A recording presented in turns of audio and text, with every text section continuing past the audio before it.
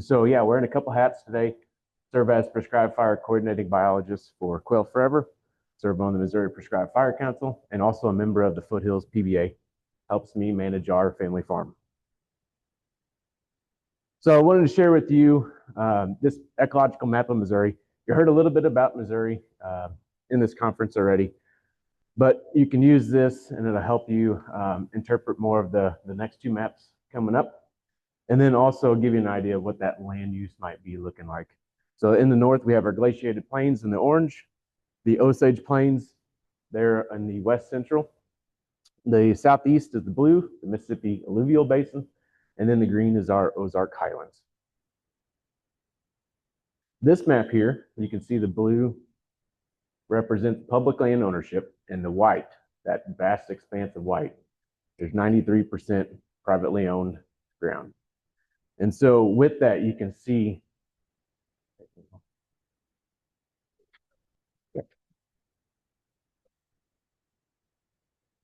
with that, you can see that 93% of Missouri is private land and the need to make prescribed fire more attainable as a land management tool on those lands. So Dr. Nowacki shared with us on Tuesday, the history and culture of fire, and that applies to Missouri. And in this story map, you can view an interview with a gentleman from the South Central Ozarks. This is on the Oak Woodlands and Forest Fire Consortium website. And he talks about, this is the early to mid 1900s, where he and his family, his neighbors and his community would use controlled burning. They would backfire around their homes, their barns, and then he described going a couple miles away and lighting a fire. And so we had this culture of using fire, and he describes that use was for livestock grazing. He recalled walking through the woodlands through knee-high grass. And so we had that culture of prescribed fire.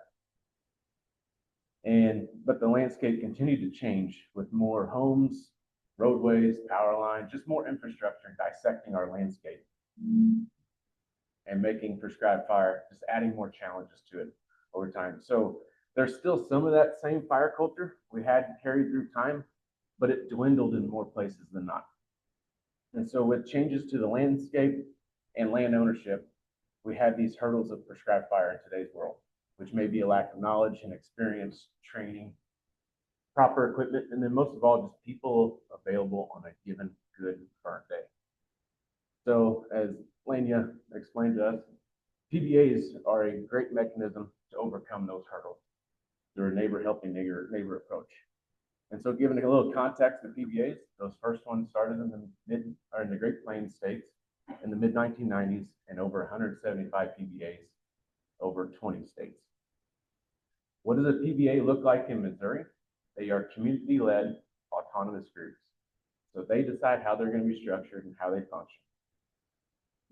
They generally have bylaws and guidelines that describe how that group is going to function for their membership.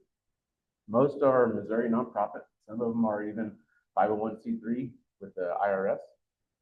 Have a board that leads them and consists of members. So it's important to note that the Missouri Prescribed Fire Council does not have any oversight or authority over these PBAs. Again, they're their own entity. But what the council does is provide assistance to help them form and help them and support them as they go on through training, grant funding, and facilitating a lot of communication. So we heard about California PBAs. We're going to hear about the Southern Illinois PBA coming up. Again, this is just what works in Missouri, and there's a lot of different models out there that may work in other places. So looking at Missouri's map, we have 18 PBAs. We have one in formation that filling in a donut hole here. They're having their first general membership meeting tonight. So we get to learn of what they're going to be called. And so we have some conversations going on in Southwest Missouri, looking to schedule some public meetings there. And then the OSU survey that we heard on Tuesday listed wildlife as the third priority for those PBAs. And in Missouri, we haven't done a survey, but feel like wildlife is that #1 goal. for our PBA members. We have a good representation of recreational landowners, and that is their goal: is wildlife, hunting and fishing, recreating with the family, enjoying the property, and then also managing timber for a periodic source of income. We do have some PBA members that manage their livestock forage with fire, so a bit of a diversity of PBA members. So our first PBA started in 2015, and that was 3 of them, and we had 2 more trickle in the years after. But looking at 2022, we had 5 PBAs on the landscape, and we were planning this public meeting in Columbia, Central Missouri, and that advertisement went out through the state agency's newsletter and went out statewide. And that's whenever we started getting emails and phone calls coming in across a lot of southern Missouri, and folks asking, hey, what does it take to get a PBA going in my area? Or how can I help get one going? And so we call those folks spark plugs. They're the one that are looking, they're looking for a solution, not just saying, hey, it'd be nice to have a PBA, but they are wanting to help. They're very inquisitive. So with that, we're bringing these contacts together. We're planning our first meetings. And so it was all about bringing people together, facilitating that conversation. What does a PBA look like in this area? And just seeing who wants to step up to the table. And so we went through that process, and as that was going on, we summarized what we were learning from that and created this PBA roadmap. Again, this is just what we found works in Missouri, but highly encourage folks to take a look at this and see how that might apply to your area. And so again, it's about bringing people together, having conversations, and we recommend keeping things as simple as possible, keeping them efficient, and most of all, making them operational. We want to get good fire on the ground.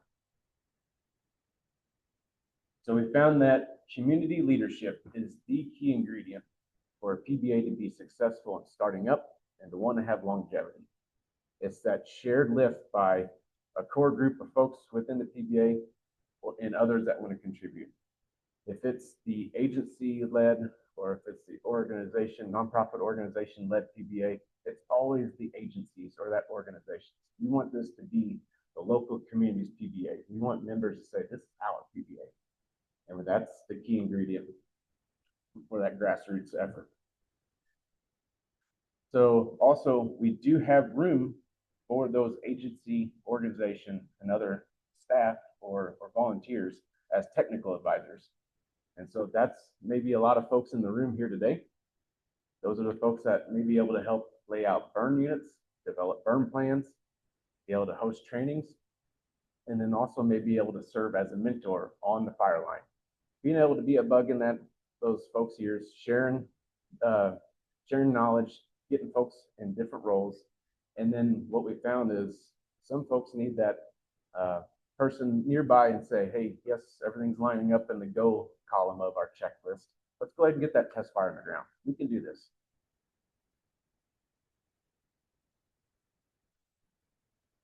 So typical membership for landowners and land managers to receive assistance, that's to be able to use the equipment, be able to call upon help, paying annual dues, having once completed a wildland fire training.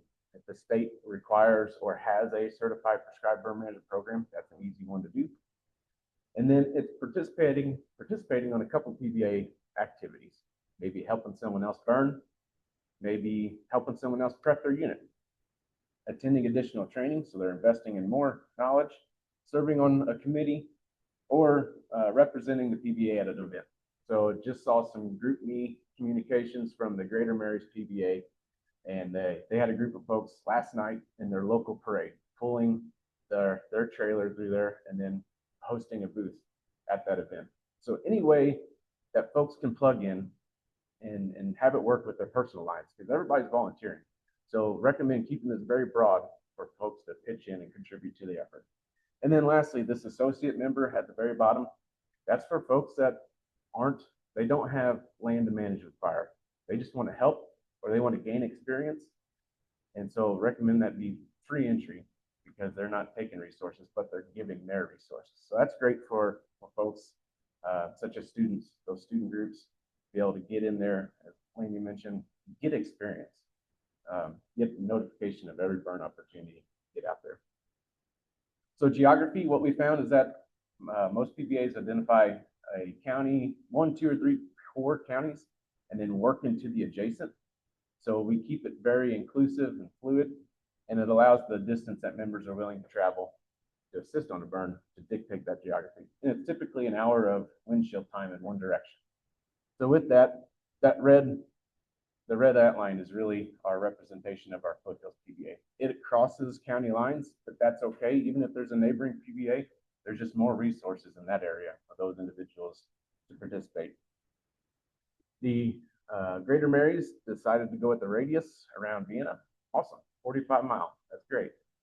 The Ozark PBA, they identified specific watersheds and highway systems, and that works for them. They did just email, and I updated the map where they said, hey, just include all the other counties, like all around there. That's too complicated. So it's very fluid and adaptive.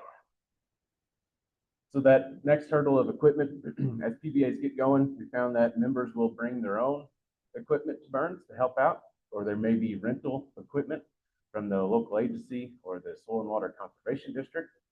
But we've also had really good support in grant funding from Missouri Department of Conservation, Prescribed Fire Council, National Wild Turkey Federation, and Quail Forever.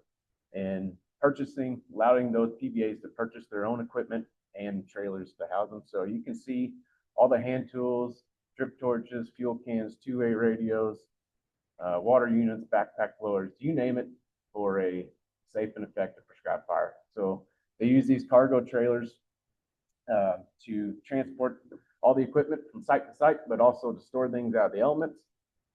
And so PBA has been able to furnish these trailers and the trailers themselves for about 13 grand. And they've been putting their logos and having these mobile billboards going down the highway.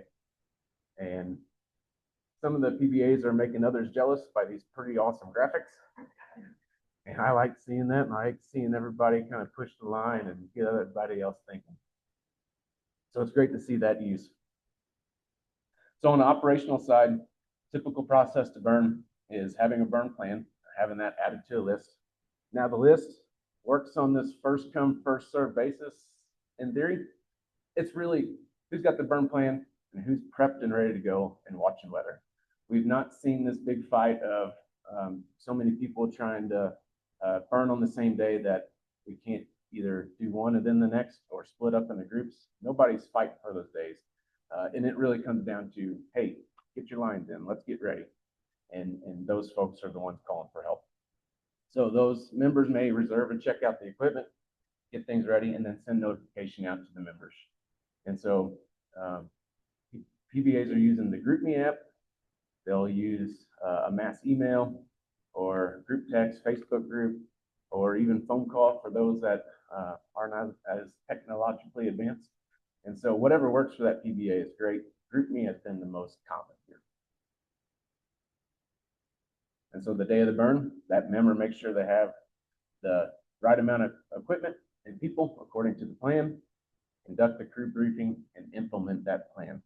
So it's important to note that the PBA does not conduct the burn, but they provide assistance through the training, the experience, the equipment, and people. So our PBAs do not carry any sort of prescribed fire liability insurance.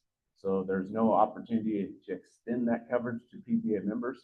But what the PBA does is checking all those boxes of people, equipment, experience, training, knowledge, and showing that that member is, doing their due diligence and not being negligent with prescribed fire. So this is I think the key thing about PBAs is everybody's looking for more hands-on experience. Training is great, but if you don't replicate it out in the field, we're not going to advance as prescribed fire practitioners. So you hear it all the time with landowner burn workshops. Get out and see one burn, and they'll come up to me and say, man, I'd really like to see this a few more times before I put this on my property. I'm like, yeah, that's a good thing. We got PBAs to be able to get you that opportunity. Keep advancing our knowledge, skills, and abilities. And the goal is to foster those through that mentorship with the PBA. The other benefit is that individuals get to see how other people are managing their land. Heard a lot of woodland restoration. I don't know what it's going to look like with all that slash on the ground. I just don't know. Well, you get to get out and see different practices in different stages. You get to see how others are prepping their units, how they install their fire breaks. So we get this shared learning between individuals. So some of the challenges that we've had is stumbling at that starting line. The first couple of PBAs we've been assisting gave them examples of PBA bylaws and guidelines. I said, pick and choose what you want. This is yours. Well, too many options was not a good thing.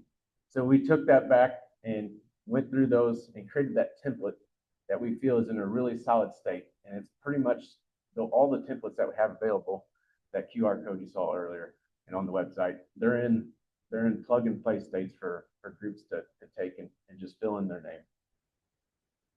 Consistent communication is really key within the PBA so that the group stays relevant, so that members know what's going on. And so there's going to be lulls during the times of year where we're not as active, but some reminders of, hey, good time to get fire breaks in, even though we're not, trying to burn in the next month or so. And then we've been able to use the Fire Council has hosted some PBA roundtables 2 years now in the month of May. Just kind of an after-action review, let PBA's leaders share successes, challenges, and anything of note. And it's really great that on the last call, they said, hey, can we do this more often? And can we do it in person? We really want to get together and see folks from across the state. So I like hearing that investment and commitment. And then lastly, burnout. If everything falls on one or two individuals, just like any volunteer organization, they can say, man, I just don't have enough time. I can't do this anymore. So we got to encourage multiple people pitching in and contributing to make this easier. And then trying to recruit more and more people to bring in new energy to the PBA. Again, I really think that student groups and universities are a great way to add that into these PBAs. When we talk about successes, we always like to look at numbers and acres, and it does tell part of the story. Over 11 years, our PBA has been able to impact over almost 12,000 acres. And just wanted to note, the last 2 years has been hovering around 2,000 acres. And take a look at this table. This is what I consider the burn season from July to June. And so I know we're missing some entries from the Upper Merrimack PBA. It's okay, they're not here. I can dog on them. But last year, PBAs were able to conduct about 250 operations impacting over 4,000 acres. And so our average burn unit size from these data is about 15 acres. And it's all driven by land parcel sizes. And so there's a lot of variation. But these number of operations are increasing, and with that, acres. And so the trend is going upwards. So acres only tell part of the story. Another success PBAs are generating training topics. They're craving more learning, and the Fire Council and other partners are delivering spot fire training. This came up in our local PBA after a successful burn. Nothing went wrong, but someone asked, what do we really do whenever fire gets outside the unit? Beyond the dinner plate that you just step on with your boot, size of a truck. What do we do? Like, yeah, you're right. We never really talk a lot about that because we do a lot of preparation planning where fire doesn't get out or has a low chance of getting out. So we designed the spot fire workshop where we get into the classroom in the morning, set up a secure location in the field, and we get fire on the ground, let people get into the hot seat and step into the uncomfortable position of that. And, they gain more experience and they gain repetitions through this training. So using the tools that they have on a burn to put out fire. So it's been a very well received training. We've also had the burn plan writing workshop. Burn plans can be a bottleneck. And so empowering those PBA leaders and PBA members to develop their own plans in a classroom and field setting, developing the plan, map, do some sand table exercises as well. So we are growing our prescribed fire culture and camaraderie across counties and across the state. PBAs are organizing their own trainings and then inviting other neighboring PBA members to come to those. People are informed of every opportunity to burn and training. And we're creating those partnerships and friendships between folks. And then just increasing the amount of good fire that's getting across the landscape and increasing the capacity to do more. So lastly, I love seeing these logos. PBAs are creating their own identities and of their own PBA, and they're wearing them on their hats, their shirts, their hoodies, and wearing them out in their local community and getting that advertisement out there, making prescribed fire a more normal land management tool that folks are seeing and building that culture. So I appreciate the opportunity to be here to share with you PBAs in Missouri. Thank you.